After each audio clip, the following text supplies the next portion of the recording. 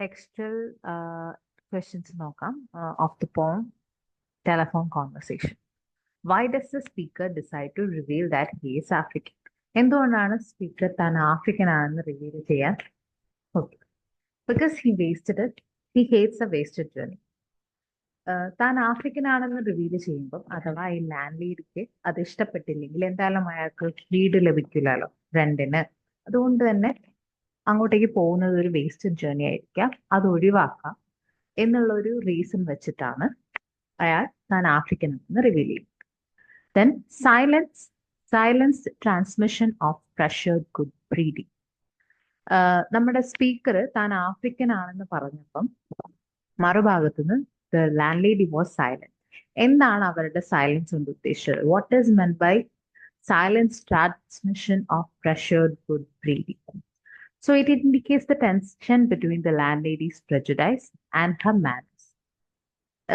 ഇദ്ദേഹം ആഫ്രിക്കൻ ആണെന്ന് പറഞ്ഞപ്പം obviously the lady was ripple. ഒരു ആഫ്രിക്കന് വീട് കൊടുക്കാൻ അവർക്ക് മടിയുണ്ടായിരുന്നു. പക്ഷെ അവരുടെ മാനേഴ്സ് കാരണം അവർക്കത് തുറന്നു പറയാൻ പറ്റും. ആ തുറന്നു പറയുന്നതിന് പകരം അവരെന്ത് ചൂസ് ചെയ്തു? സൈലൻസ് ചൂസ് ചെയ്തു. അതുകൊണ്ട് തന്നെ ഈ സൈലൻസിനെ എന്തായിട്ടാണ് കാണിക്കുന്നത്? ലേഡിയുടെ ഗുഡ് മാനേഴ്സ് ആയിട്ടാണ് കാണിക്കുന്നത്. കാരണം അവർ തുറന്നടിച്ച് പറഞ്ഞില്ല ആഫ്രിക്കന് ഞാൻ വീട് കൊടുക്കില്ല എന്നവര് തുറന്നടിച്ച് പറഞ്ഞില്ല. അതിനു പകരം സൈലൻസ് ചൂസ് ചെയ്തു. അത് എന്തിന്റെ ലക്ഷണമാണ്? It's an indication of her good manners.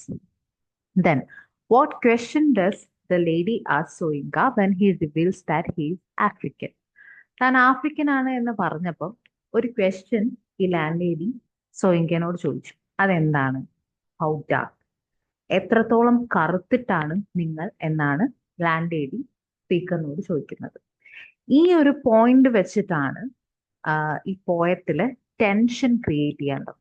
അതുവരെ ഇതൊരു ഹാംലെസ് ആയിട്ടുള്ള ഒരു കോൺവെർസേഷൻ ആയിരുന്നു, ഒരു വാടക വീട് ചോദിക്കുന്നവർ. പക്ഷെ ഈ ക്വസ്റ്റ്യൻ ചോദിച്ചതിന് ശേഷം ഈ പോയത്തിന്റെ ഡൈനാമിക്സ് തന്നെ മാറാൻ തുടങ്ങി. Cite 2 instances of humor in the poem. ഹ്യൂമറിനെ കുറിച്ചിട്ട് പറയുകയാണെങ്കിൽ ഈ പോയം ഒരു ഇമ്പോർട്ടൻ്റ് ആയിട്ടുള്ള സോഷ്യൽ ഇഷ്യൂ, അതായത് റേഷ്യൽ ഡിസ്ക്രിമിനേഷനെ കുറിച്ച് പ്രതിപാദിക്കുന്ന ഒരു പോയം ആണെങ്കിലും there is humour in this poem.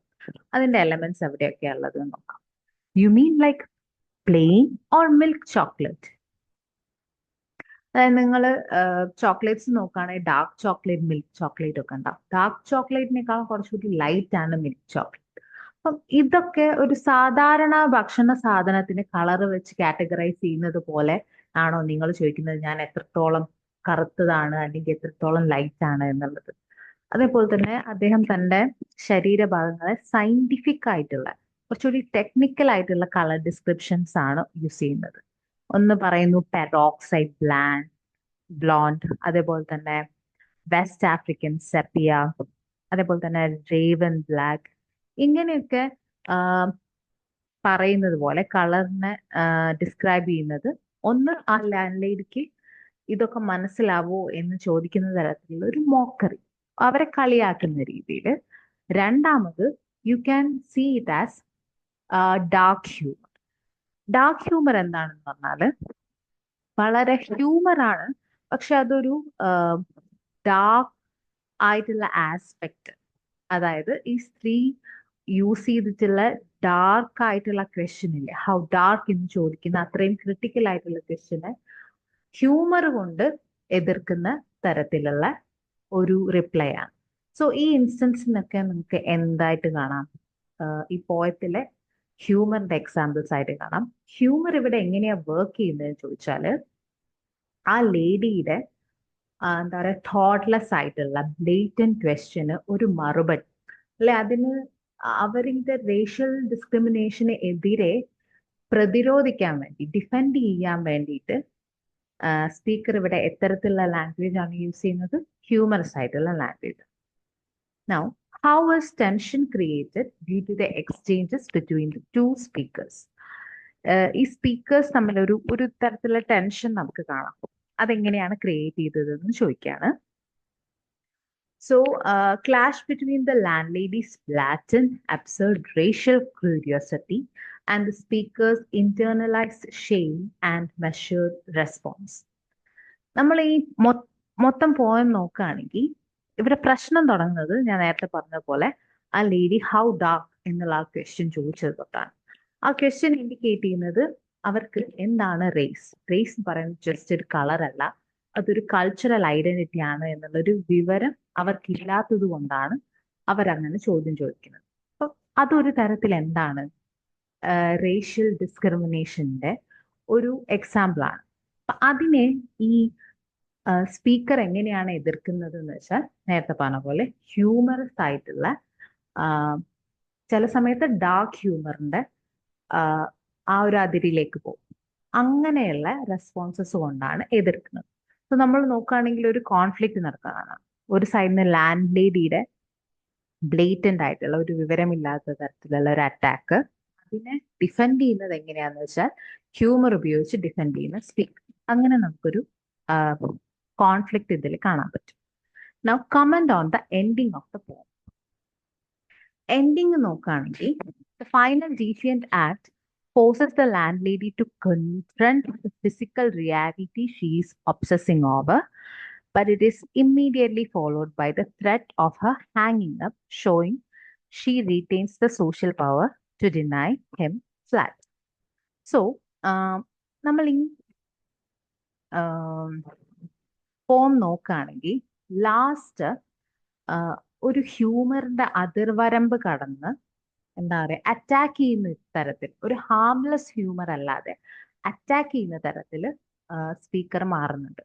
That when he says my bottom is raven black, why don't you see it for yourself എന്ന് പറയുമ്പോൾ അത് തമാശയായിട്ട് എടുക്കാം, പക്ഷെ അതൊരു ഡാർക്ക് ഹ്യൂമർ ആണ്. അതായത് കുറച്ച് ഡിസ്റ്റർബ് ചെയ്യുന്ന ഹ്യൂമർ, അങ്ങനത്തെ ഹ്യൂമറിനാണ് ഡാർക്ക് ഹ്യൂമർ എന്ന് പറയുന്നത്. അപ്പം ആ ഒരു ലെവലിലേക്ക് എത്തിയപ്പോഴും ലാൻഡ് ലേഡിക്ക് എന്ത് ചെയ്യാൻ പറ്റി? ലാൻഡ് ലേഡി ഒച്ചത്തോടെ ഫോൺ കട്ട് ചെയ്തു. സോ ഈ ലാൻഡ് ലേഡി ഫോൺ കട്ട് ചെയ്തതുകൊണ്ട് നഷ്ടമുണ്ടായത് ആർക്ക് മാത്രമാണ്? ഈ സ്പീക്കറാണ്, നമ്മളെ ടെനന്റിനാണ്. അത് ഇൻഡിക്കേറ്റ് ചെയ്യുന്നത് എന്താണെന്ന് വെച്ചാൽ ഈ സൊസൈറ്റിയിൽ എത്രത്തോളം ഒരാള് റേഷ്യലി ഡിസ്ക്രിമിനേറ്റ് ആയാലും അവർക്കാണ് കൂടുതൽ എന്ത് സംഭവിക്കുന്നത്, പ്രശ്നം സംഭവിക്കുന്നത്, അവർക്കാണ് നഷ്ടം എന്നുള്ളതാണ്. ലാൻഡ് ലേഡിക്ക് ആ ഫോൺ കട്ട് ചെയ്തതോടെ നിന്ന് പ്രശ്നം എന്താ പറയാ, അവരുടെ ആ ഹ്യൂമിലിയേഷൻ നിൽക്കാൻ പറ്റും. പക്ഷെ ഈ ടെനന്റിനാണ് ഇപ്പോഴും അത്തരത്തിലുള്ള റേഷ്യൽ ഡിസ്ക്രിമിനേഷൻസ് ഫേസ് ചെയ്യേണ്ടി വരുന്നു എന്നുള്ളത്.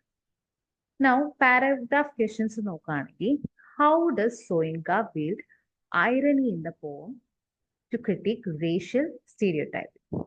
സോ ഐറണി എന്ന് പറഞ്ഞാൽ എന്താണ്? It is contracts. രണ്ട് വ്യത്യസ്തമായ കാര്യങ്ങൾ തമ്മിലുള്ള ആ ഒരു കോൺട്രാസ്റ്റിനെയാണ് നമ്മൾ എന്ത് പറയാ, ഐറണി എന്ന് പറയുന്നത്. Okay, so the well mannered land lady and the speaker, ഇവരെ നമ്മൾ രണ്ടാളെയും നമ്മൾ നോക്കുകയാണെങ്കിൽ ഈ ലേഡി നമുക്ക് ഫസ്റ്റ് ഒരു ഗ്ലാൻസിൽ നോക്കുകയാണെങ്കിൽ വെൽ മാനേർഡ് ലേഡി ആയിട്ട് തോന്നാം. കാരണം ഇവരെന്ത് ചെയ്യുന്നില്ല, ഡയറക്റ്റ് ആയിട്ടുള്ള റേഷ്യൽ സ്ലർ എന്ന് പറയും, റേസിനെ സംബന്ധിച്ചിട്ടുള്ള ചീത്ത വാക്കുകൾ, അതൊന്നും അവർ യൂസ് ചെയ്യുന്നില്ല. അവരെന്തൊക്കെയാണ് സൈലന്റ് ആയിട്ടാണ് എല്ലാം പറയുകയൊക്കെ ചെയ്യുന്നത്. പക്ഷെ പിന്നെ അവരിലെ ഹാംലെസ് എന്ന് തോന്നാവുന്ന ഒരു ക്വസ്റ്റ്യൻ ഹൗ ഡാർക്ക് എന്ന് ചോദിച്ചതിലൂടെ നമുക്ക് എന്ത് കാര്യം മനസ്സിലാക്കാൻ പറ്റും? അവര് she lacks civility and she reduces human beings in to a spectrum of colour. അവരെന്താണ് ഒരു സാധാരണ ഒരു മനുഷ്യന് റേസിനോട് ഉണ്ടാവേണ്ട ഒരു റെസ്പെക്ട് അതുപോലും അവർക്കില്ല. അതുപോലെ തന്നെ ആളുകളെ ചുമ്മാ നിറത്തിന്റെ ബേസിസിൽ കൺസിഡർ ചെയ്യുന്ന ഒരാളാണ് ആര്? ഈ lady. Now use of satire by the speaker. Satire എന്ന് പറയുന്നത് എന്താ പറയുക, വിരോധാഭാസം എന്ന് നമ്മൾ പറയും. അതായത് ഹ്യൂമറിന്റെ ഒരു എക്സ്ട്രീം ലെവലാണ് എന്ത് സെറ്റയർ. അതെങ്ങനെയാണ് ഈ പോയറ്റിൽ കാണാൻ പറ്റുന്നത്? നമ്മൾ നേരത്തെ പറഞ്ഞതുപോലെ കളറിന്റെ യൂസേജ്, അതായത് west African sepia, peroxide blonde എന്നൊക്കെ ടെക്നിക്കലായിട്ട് കളറിനെ പറയുന്നത് ഒക്കെ എന്തിന്റെ ഭാഗമായിട്ട് നമുക്ക് കണക്കാക്കാം? ഈ സ്പീക്കറിന്റെ ഡിഫെൻസ്, അവരെങ്ങനെയാണ് ഈ ലേഡിയുടെ ഈ റേഷ്യൽ ഡിസ്ക്രിമിനേഷനെ ഡിഫെൻഡ് ചെയ്യുന്നത് എന്ന് മനസ്സിലാക്കാം. Now, why does Soinga balance humor with issues serious like racism and identity to depict underlying problems in the social structure, to make the criticism of racism more impactful and less confrontational than a purely angry criticism? See, ഒരാളെ ആരെങ്കിലും കളറിന്റെ ബേസിസിൽ അവഹേളിക്കുകയാണെങ്കിൽ it's obvious that they get angry. അവർക്ക് ദേഷ്യം വരുന്നതാണ് സ്വാഭാവികമായിട്ടുള്ള ഒരു റിയാക്ഷൻ. പക്ഷേ ഇവിടെ എന്താണ്, അതിനേക്കാളും ഇമ്പാക്റ്റ് തരുന്ന രീതിയിലാണ് ഈ സ്പീക്കറിന്റെ റിപ്ലൈസ്. എങ്ങനത്തെ റിപ്ലൈസ്? ഹ്യൂമർ കലർന്നിട്ടുള്ള റിപ്ലൈസ്. ഇപ്പം ഹൗ ഡാർക്ക് എന്ന് ഈ ലേഡി ചോദിച്ചപ്പം ദേഷ്യത്തോടെ വേണം ഈ സ്പീക്കറിന് പ്രതികരിക്കാമായിരുന്നു. പക്ഷേ ഇവിടെ സ്പീക്കർ എങ്ങനെയാണ് പ്രതികരിക്കുന്നത്?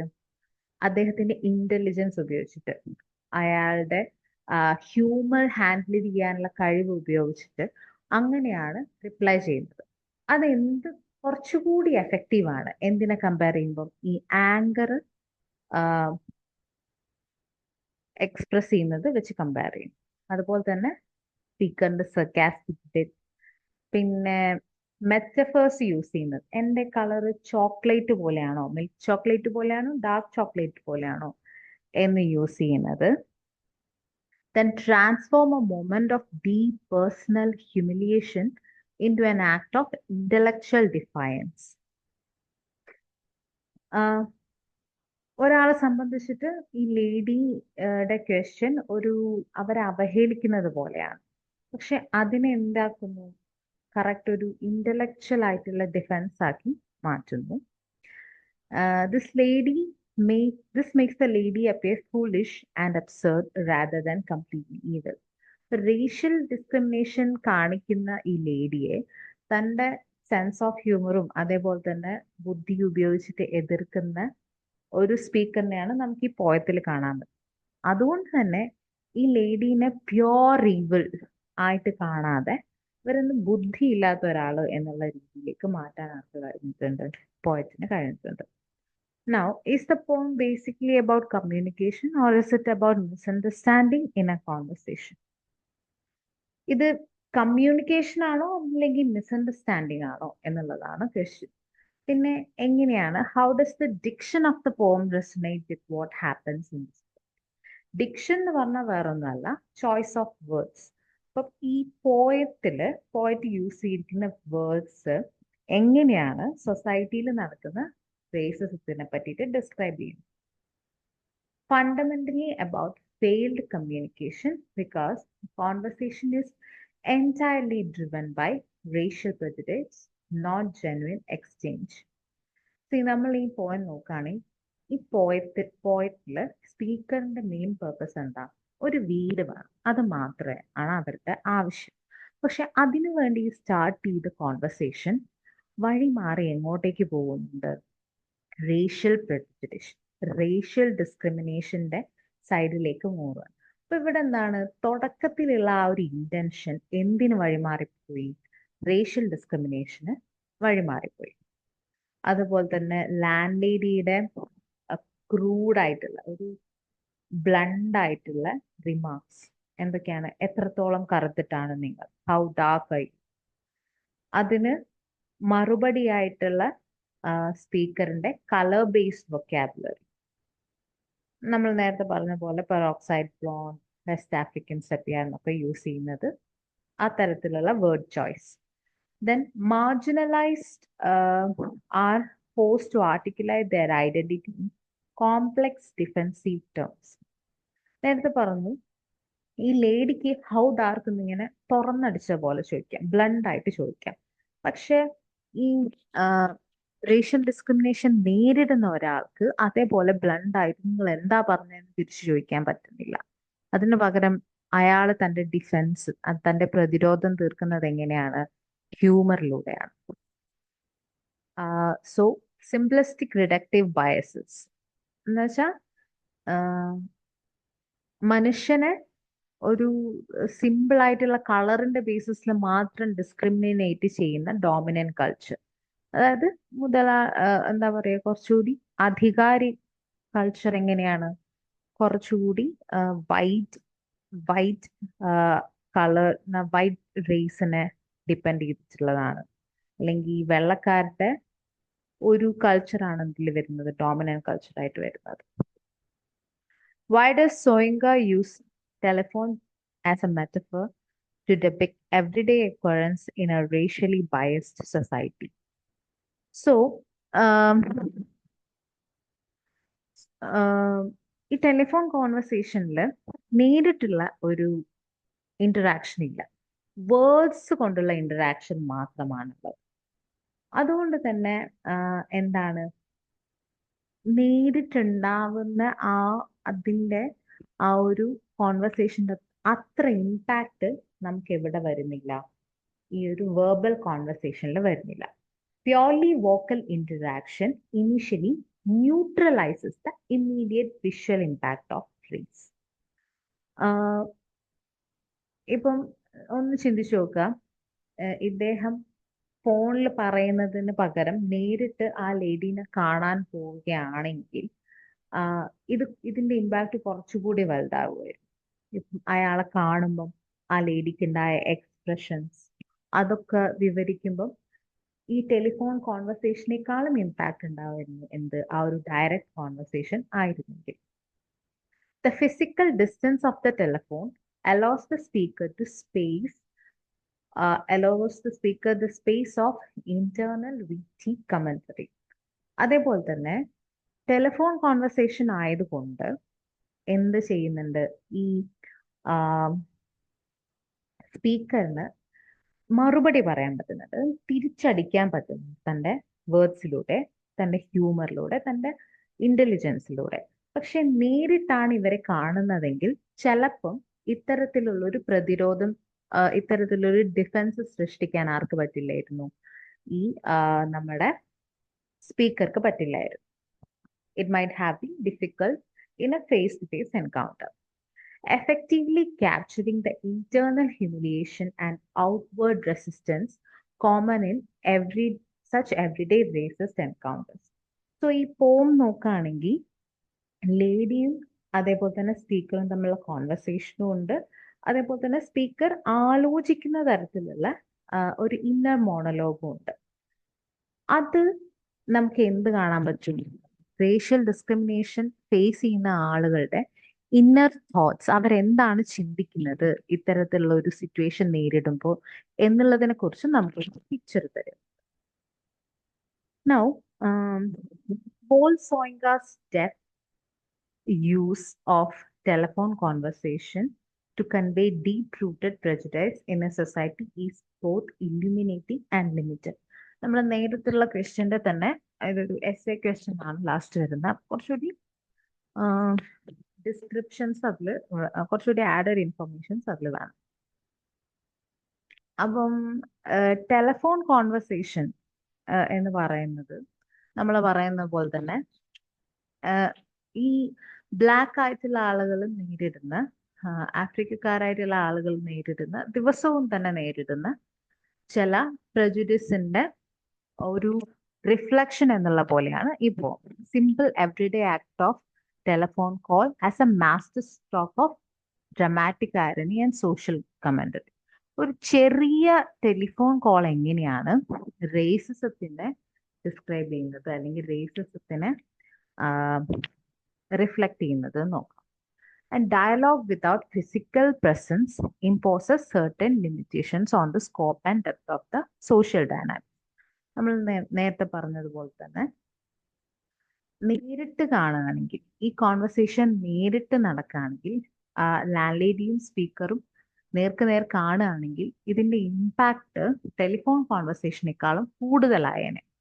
അതോ അങ്ങനെ നോക്കുകയാണെങ്കിൽ ഈ റേഷ്യൽ ഡിസ്ക്രിമിനേഷന്റെ ഈ ഒരു സിറ്റുവേഷന്റെ എഫക്റ്റ് കുറച്ചുകൂടി ഡീപ്പായതിനെ എന്താണ് ഫേസ് ടു ഫേസ് കോൺവെർസേഷൻ ആയിരുന്നെങ്കിൽ. ഇവിടെ നമ്മൾ എന്തിലാണ് മെയിൻ ആയിട്ട് ഫോക്കസ് ചെയ്യുന്നത്, വെർബൽ എക്സ്ചേഞ്ചിലാണ് ഫോക്കസ് ചെയ്യുന്നത്. The absence of visual context means prejudice is confined to the verbal sphere. അപ്പൊ ഒരു വാക്തർക്കമാണ് ഇത് mean.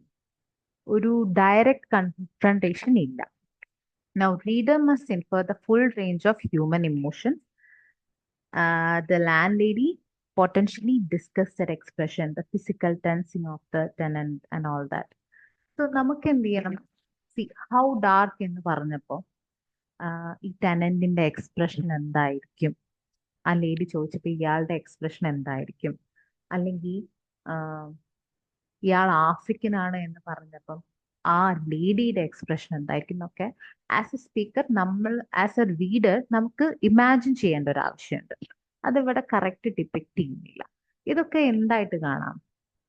ഒരു സിമ്പിൾ വെർബൽ എക്സ്ചേഞ്ച് ആയതിന്റെ ലിമിറ്റേഷൻ ആയിട്ട് നമുക്ക് കാണാം. Now, the psychological trauma of radically segregated people is clearly depicted through the choice of words and tone of speaker. Elaborate.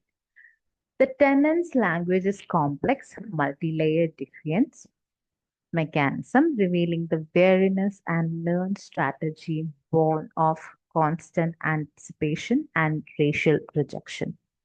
Clinical, almost scientific language, West African sepia, peroxide blonde, and the landlady's languages and tone are moral and psychological stunting. ചുരുക്കി പറഞ്ഞാൽ എത്ര മാത്രമായിരുന്നു? Land ഒരു മറയും കൂടാതെ നിങ്ങൾ എത്രത്തോളം കറുത്തിട്ടാണ് എന്ന് പറയാം, ഡയറക്റ്റ് പറയാം. പക്ഷെ സ്പീക്കറിനെ സംബന്ധിച്ച് അങ്ങനെയല്ല, കുറച്ച് വളഞ്ഞ വഴി പിടിക്കേണ്ടി വരുന്നു. എങ്ങനെ? ഹ്യൂമർ യൂസ് ചെയ്യുന്നു, സയന്റിഫിക് കളർ ടേംസ് യൂസ് ചെയ്യുന്നു. ഇങ്ങനെയാണ് അദ്ദേഹം എന്ത് പറയുന്നത്, ഒരു തടസ്സം, ഒരു ഡിഫൻസ് ക്രിയേറ്റ് ചെയ്യുന്നത്. നമ്മൾ എവറിഡേ സിറ്റുവേഷൻ നോക്കുകയാണെങ്കിൽ ഒരാളുണ്ട്, അയാളിനേക്കാളും സുപ്പീരിയർ ആയിട്ടുള്ള ഒരാൾ അദ്ദേഹത്തിനെ ക്രിട്ടിസൈസ് ചെയ്യുന്നു. അപ്പൊ അതിന് ഇയാൾക്ക് മറുപടി പറയണം. പക്ഷെ നേരിട്ട് അയാളോട് മറുപടി പറയാൻ പറ്റില്ല, കാരണം അവർ സുപ്പീരിയർ ആണല്ലോ. അതുകൊണ്ട് തന്നെ വളഞ്ഞ വഴി ഉപയോഗിച്ചിട്ട് കൃത്യമായിട്ടുള്ള മറുപടി അവർക്ക് നൽകുന്ന ആ ഒരു സിറ്റുവേഷൻ നമുക്ക് ഈ ടെലിഫോൺ കോൺവെർസേഷനിൽ നമുക്ക് കാണാൻ കഴിയും.